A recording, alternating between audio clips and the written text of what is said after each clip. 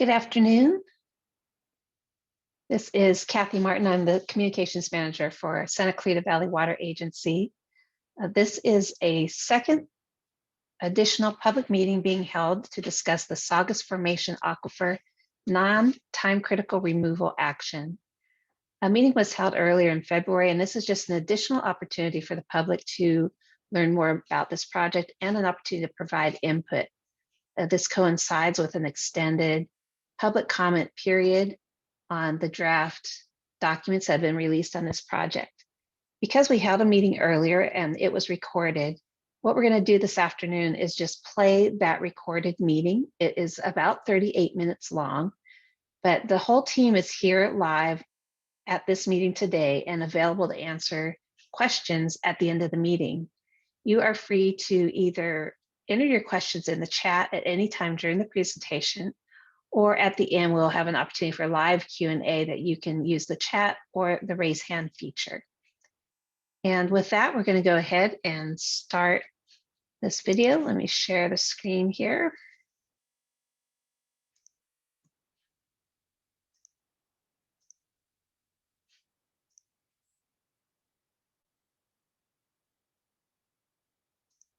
I'm going to go ahead and get started. I thank you all for joining us this afternoon. The topic of today's meeting is the Saugus Formation Aquifer non-time critical removal action. And what we hope to do is break that down into plain English to let you know what this project is and how you can participate. You're going to learn about the Saugus Formation Aquifer and its role in our water supply and the steps that we're taking to restore water quality through a removal action of hazardous substances. You'll also hear about removal action alternatives, which one we think is best, and have a chance to ask questions and provide input. We are going to be recording today's meeting, and the documents we reference and this PowerPoint are all posted right now on a web page, and we'll be sharing that link with you in the chat.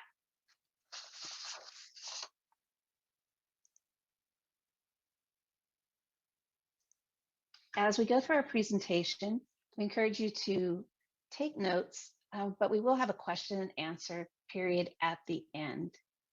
We're going to be talking about, as I mentioned, the purpose of the removal action, about the Saugus Aquifer, how we're restoring water quality, the alternatives, and our opportunities for community involvement. If you have a question, we encourage you to put it in the question and answer area on your Zoom button. If you hover your mouse, usually over at the bottom, you'll see a Q&A thing that looks like that, the little comment bubbles. You can also use the raise hand function if you would like to verbally ask your question. If you are calling in on a phone and not on a computer, you can use the *9 on your phone keypad to raise your hand. But again, we do encourage you to use the Q&A function. You're going to be hearing from three people today. Myself, I'm the Communications Manager for SCV Water. We'll also hear from Steve Cole, our Assistant General Manager, and Steve Winters, an Environmental Consultant with Advisium. I'm going to start with giving you an overview of our agency. SCV Water is a full-service regional water agency. We were formed in January of 2018 from the uniting of 4 local water entities into one regional water agency. We service about 195 square miles and 74,000 retail customers.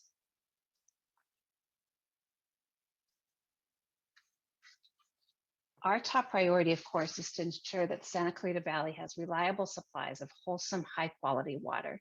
In this presentation, you're going to learn how this project helps us focus on this priority. Now, I'm going to turn this over to Steve Cole, who will introduce the background of the project.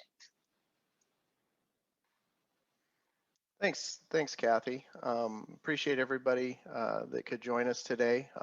This is a really technical process that we're going through. Hopefully, we'll be able to distill it down so it's understandable for the general public. But it is a difficult subject matter to communicate at a level that's really understandable. I'm going to work on giving you a little bit of background of what we're doing and what we're considering. This presentation today is really revolving around what is called an engineering evaluation and cost analysis. So that is referred to, you'll hear us refer to it through the presentation as an ECA. Um, the main purpose of conducting an ECA is it's a required step in the process to implement further treatment.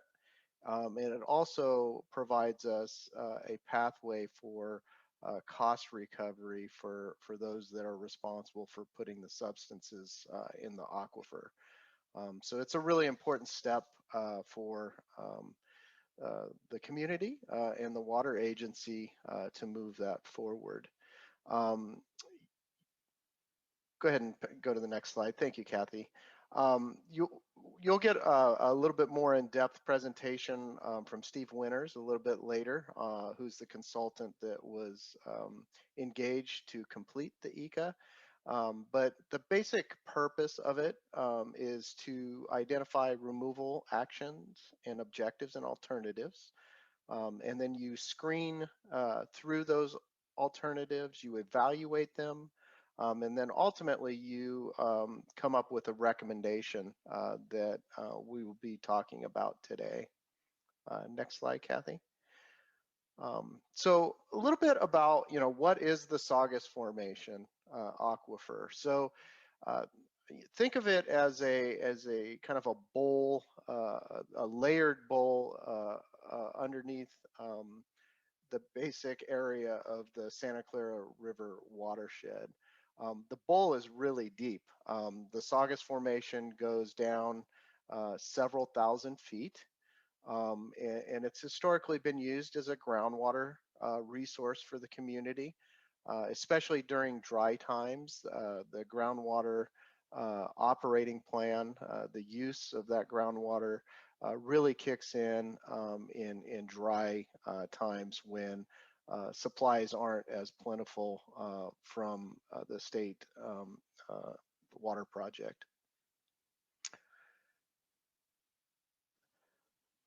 So a little bit about, how the substances got into the aquifer. These are things that have happened over many decades. The substances which we're focusing on today, which are perchlorate and VOCs, they've been documented as being released into the aquifer by entities such as Whitaker Burmite Corporation, which had historical operations at the Whitaker Burmite facility. In respect to VOCs, there's also another local entity, the Saugus Industrial Center, that has been identified as releasing some VOCs into the local groundwater basin as well. One thing I wanted to point out is those of you that have been involved in this process, this is not a new project, but I would rather propose it as a continuation of a very lengthy process that has involved the community through involvement and engagement. Why don't you go ahead and go on? I'll talk a little bit more about that as we go through the following slides here. This slide hopefully gives you a good idea of what we're considering today as far as a visual. You'll see the wells that we'll be talking about today are highlighted there with the red. They're known as Saugus 1 and 2, Valencia 201, and Valencia 205. You can see in relation to the Whitaker Burmite site there outlined on the right. So those wells are to the west of that site. Okay, next slide, Kathy. A little bit about the two substances we're talking about today. The first one is perchlorate. It's very soluble in water, and it's able to move in groundwater systems. It was used historically as a solid fuel component in the manufacture of munitions and fireworks and other explosives, and really was pretty unique to the Whitaker Burmite facility. Over the decades of that use on the site, it had the ability to migrate through and into the Saugus Formation, and that's why those water production wells that I showed earlier have had impacts. We're also talking about volatile organic compounds today, or VOCs, specifically trichloroethylene, or TCE. These are more moderately soluble in water, but they've also been found to have migrated off of the Whitaker Burmite site, as well as I mentioned earlier, the Saugus Industrial Center site. Next slide, Kathy.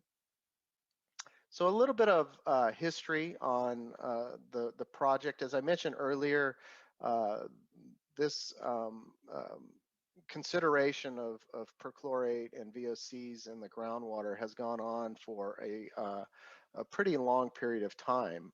And you can see here back in 1997 when both the Saugus 1 and 2 wells were shut down when perchlorate was detected. There was a plan, and that plan continues in operation today, where those wells were returned to service through treatment. That facility is called the Saugus Perchlorate Treatment Facility, and really became operational in 2011 and has been operating since that time. Kind of the purpose, it was twofold of that project, and one was to help with the containment of perchlorate from spreading in the aquifer system, and the second was to return that resource after treatment as a supply for local drinking water. Low levels of VOCs have consistently been detected at that treatment plant, and we have an operational goal in our permit to comply with those VOC levels. Next slide, Kathy. If you can draw back on the picture from earlier, V201, which is located a little ways to the west of the Saugus 1 and 2 wells, had perchlorate detected in 2010, and that well was removed from service. In the last couple of years, we've also had the ability to install wellhead treatment for perchlorate on that well, and it's currently being operated to provide additional containment of the perchlorate plume. Water from that well is not currently being used for drinking water, as the Division of Drinking Water has not issued a water supply use permit for that. And we've been told that that may require additional treatment for VOCs to get through that process. The final well that we'll be talking about today is well V205. Perchlorate was detected in that well in 2012, and currently we're evaluating preliminary design of installing removal treatment facilities and conducting environmental review at that location. And V205 is, if you remember the diagram, is just a little bit further to the west of V201. Next slide, Kathy. Oh, there's a good, thank you for flashing that back up. So at this point, I'm going to turn it over to Steve Winters. Steve Winters is with Advisian and has helped us complete the technical document known as the ECA, or the Engineering Evaluation and Cost Analysis. So thank you, Steve. Hello, everybody. Thank you for joining us today. So I'm going to cover that section of the removal action objectives, the alternatives that were identified, and the preferred alternative that we're recommending. So on the screen here, you see the removal action objectives that were developed. Now, there's a lot of thought that went into developing these objectives. We considered the historical and reasonably anticipated future use of the Saugus Formation as a natural resource that supports both the extraction and storage of groundwater, which is used here for drinking water. We considered guidance from the United States Environmental Protection Agency that expects to return usable groundwaters to their beneficial use wherever practicable, and within a time frame that's reasonable given the particular circumstances of the situation. We considered that a removal action is appropriate given the actual contamination of a groundwater system here that is used for a drinking water supply. And the scope of that removal action is to immediately address the hazardous substances, perchlorate and VOCs, that are entering those 4 wells that Mr. Cole just identified, particularly under active pumping conditions. So the primary intent of the site-specific removal action objectives is really to prevent exposure of the public to these hazardous substances in excess of public health goals and environmental standards. And the standards here are those standards that are promulgated by State of California Division of Drinking Water.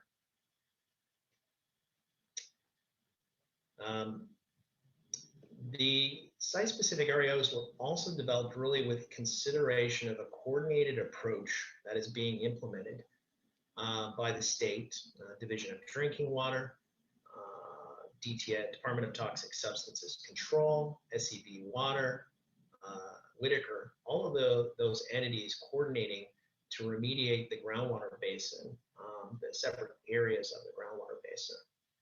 So we considered all of those pieces of information in developing these alternatives, or these objectives, excuse me. We'll get to alternatives in a moment. So the objectives are here, as I'll just read them out for you so you hear them, are to protect human health and the environment by reducing the potential for human exposure to hazardous substances, perchlorate and VOCs in groundwater in compliance with ARARs and TDCs. Now, those are complicated terms, but it's basically regulatory requirements. And those regulatory requirements are promulgated by the state here. The second goal is to reduce perchlorate and VOC migration in groundwater from the locations of the production wells, those 4 wells, Saugus 1 and 2, B201 and 205, to down gradient groundwater resources at concentrations that might prevent the beneficial use of the Saugus Formation aquifer, right?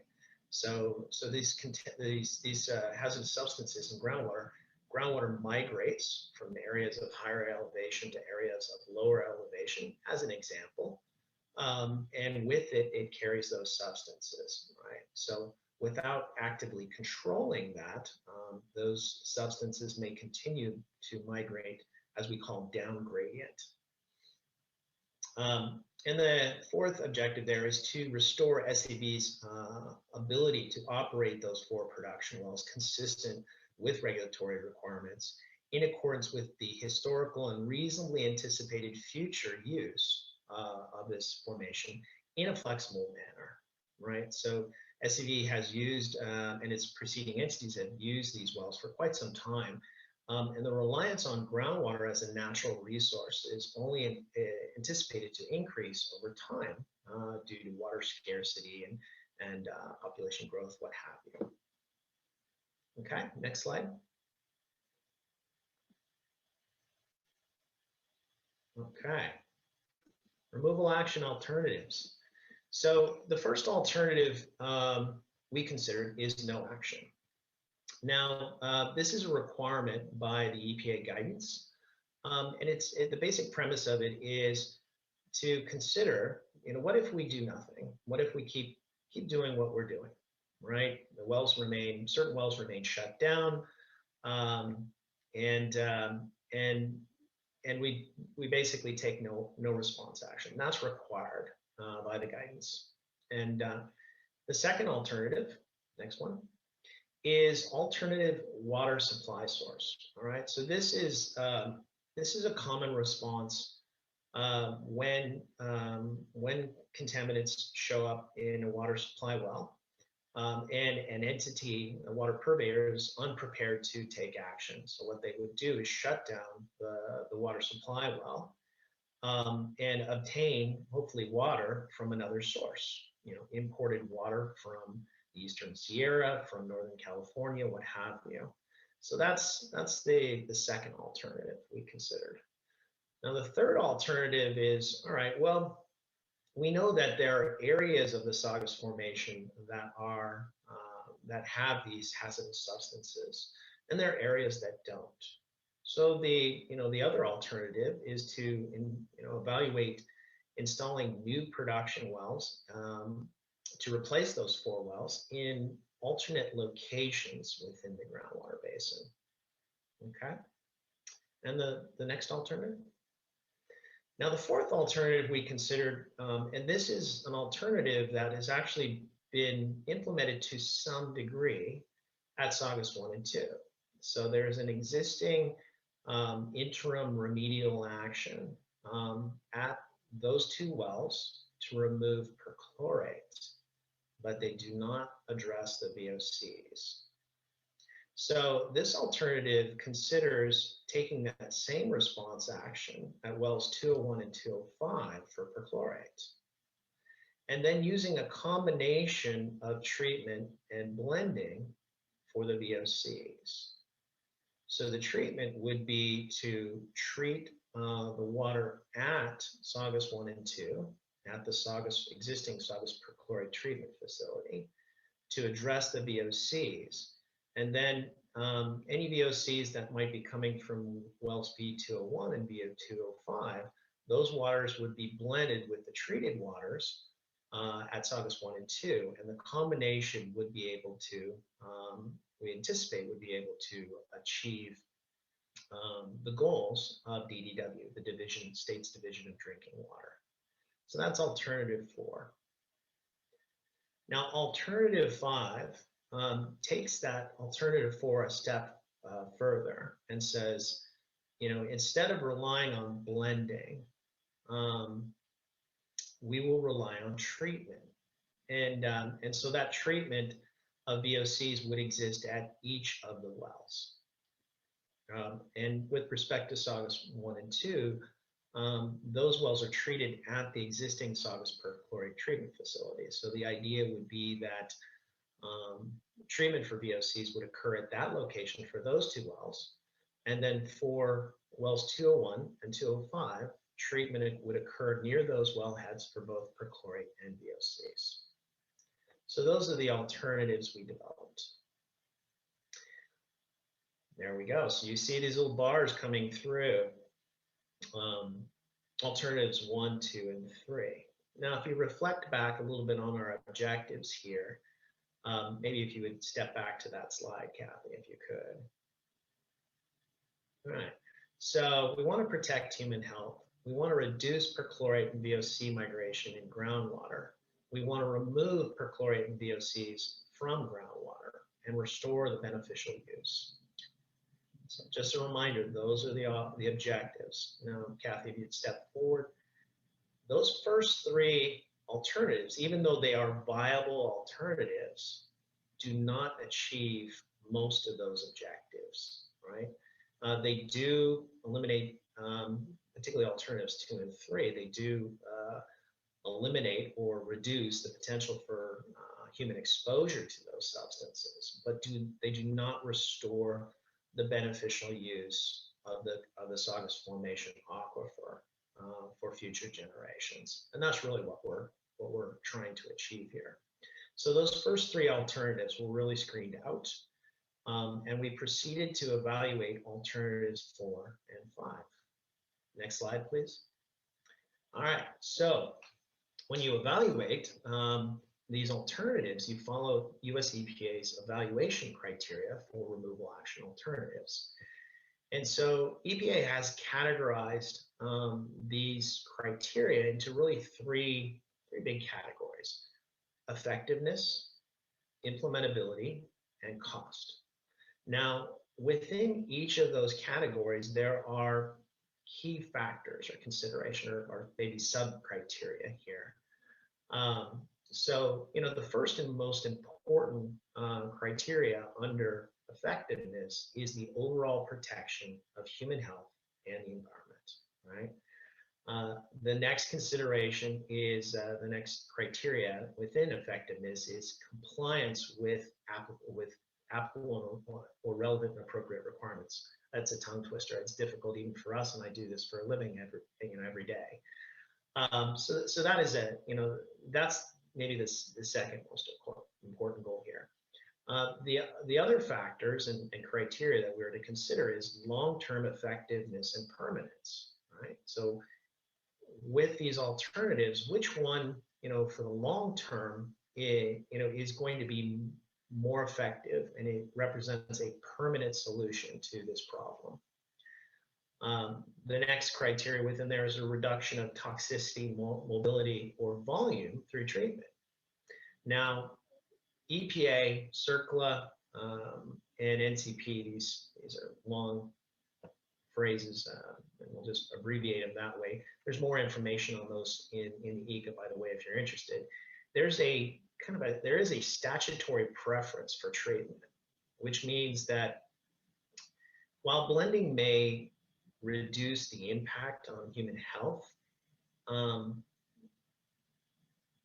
EPA would really prefer that we employ treatment to permanently remove these substances from the environment, not shift them, not dilute their concentration. So there is a preference for treatment there. The next consideration is really short-term effectiveness. How quickly will this solution be effective? Will it take days, weeks, months, years? And the effectiveness is relative to the protection of human health and the environment. Okay, so those are some of the sub-criteria under effectiveness. Under implementability, which is, there are three key ones really, which is, in terms of if we were to implement these alternatives, are they technically feasible? Are they administratively feasible? So technically feasible would be, are these technologies proven? Has this been demonstrated before? Administratively, if we were to employ these alternatives, would administratively they be acceptable to governing bodies such as the State of California Division of Drinking Water? And third consideration is, what is the availability of services and materials, right? So if we were to employ certain technologies to implement these alternatives, are those services and materials available? Can we get the technologies in place here in the Santa Clarita Valley? Are there people available that know how to implement the technologies required? So that's a consideration. Now, the cost consideration is it's really broken down into three parts. The first part is capital costs.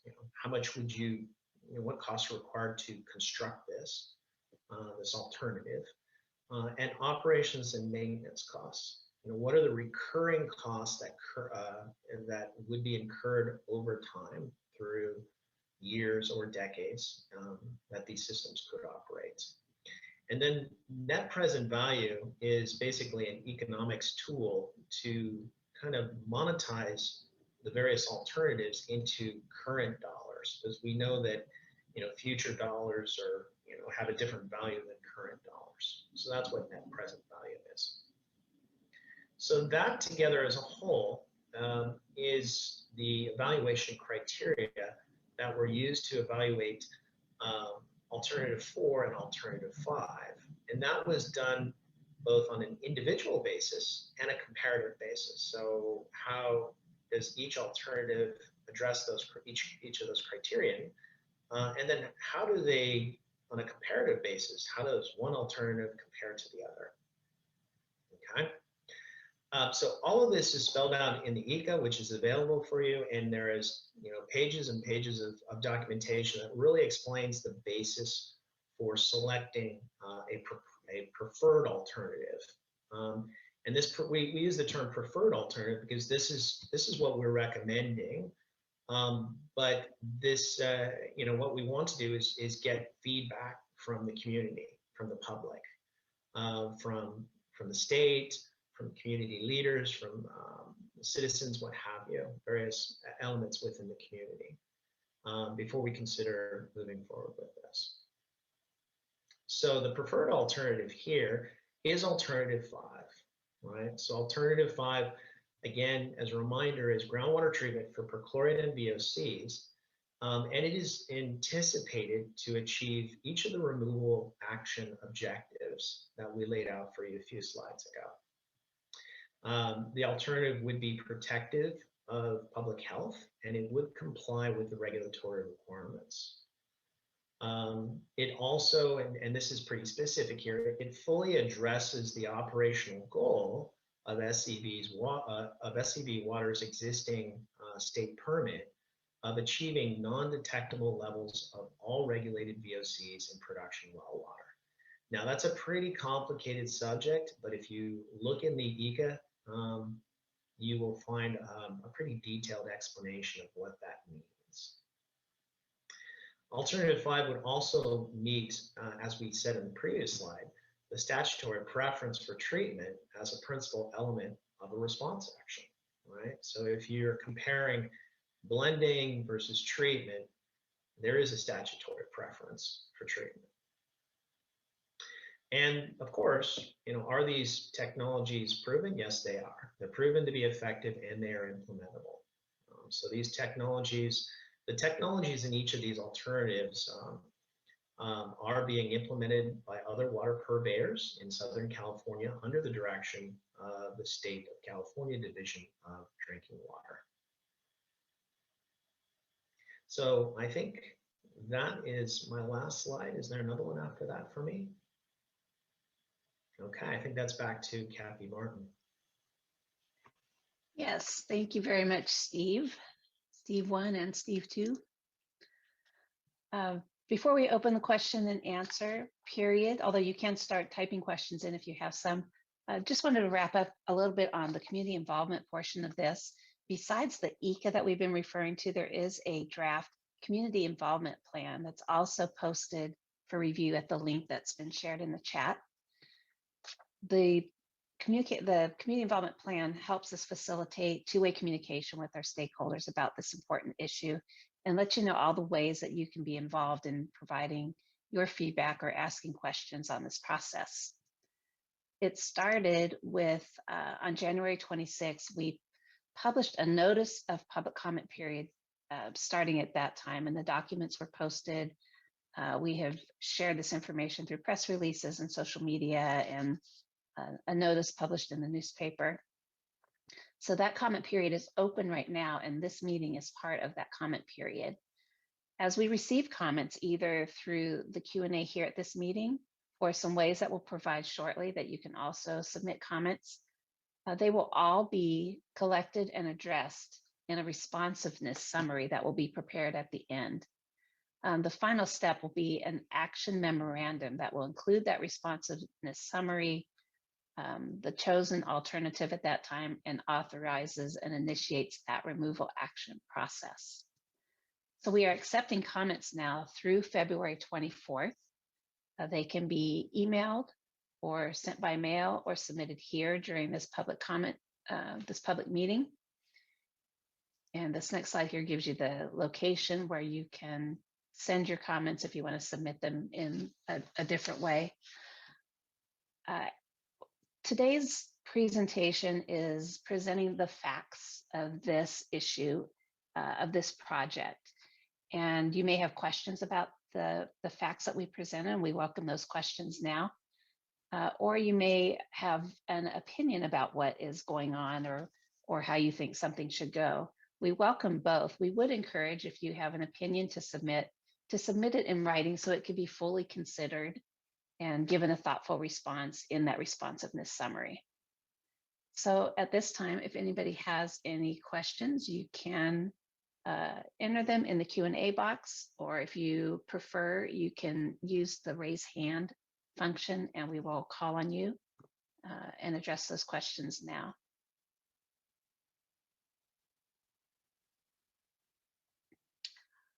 I am not seeing any.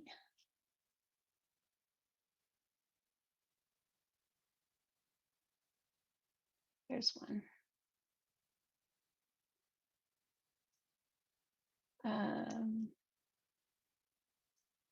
Steve Cole, I think, would answer that. The question is, or maybe Jim, is there still pollution or these substances getting into the Saugus Formation? And if not, when did it stop?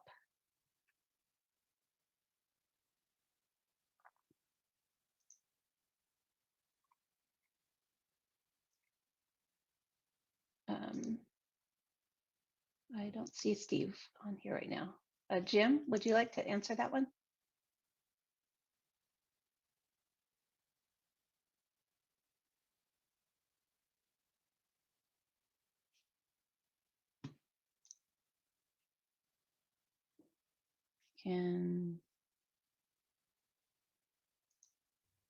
Sorry, There we go.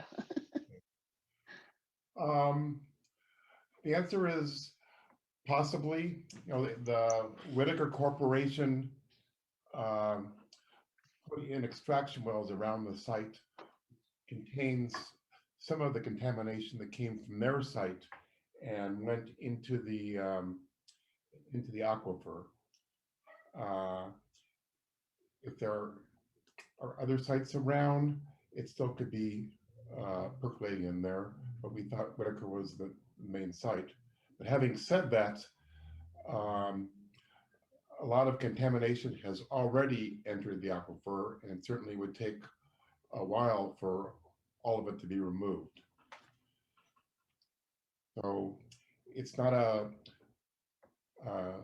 clear answer to your question, but the response is really uncertain.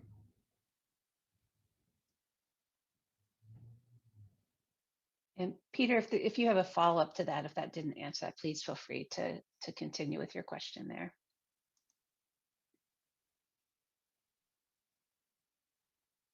Steve Cole texted me his system just crashed and dumped him out. So he's been trying to log back on.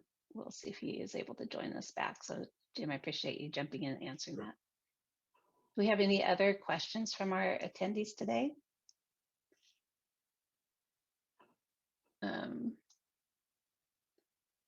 If not, I will refer you back to the website that's been shared in our chat box.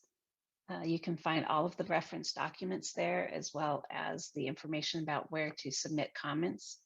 And we'll continue to take questions. If one comes to later after you've reviewed this material more, feel free to reach out to Jim Lesserman through that email, and we will respond back to you. Do any of the panelists have anything else they would want to end with?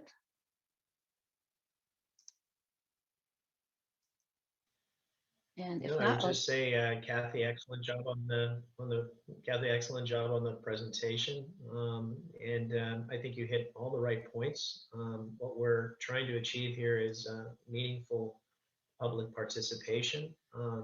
So we definitely encourage anybody who's participating in this meeting or anybody outside of this meeting that would like to participate in the selection of a removal action to contact SCV to download the information that's available, review it, and please ask questions. Thank you. yes, thank you.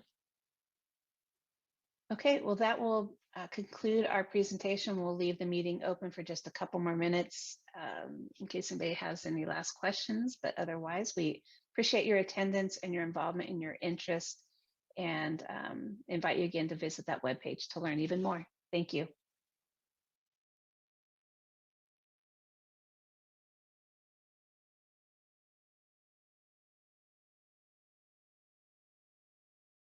As a link in the chat box is still available for further review of those documents and for submission of any comments or questions that you may have through March 19th. And does anyone else on our panelists have any other closing comments? If not, we will draw this meeting to a close.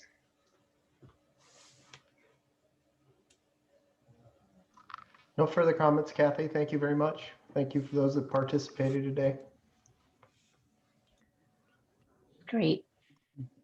I think it's Okay. great that the stakeholders have enough confidence in us. They didn't need to bother to attend this meeting twice.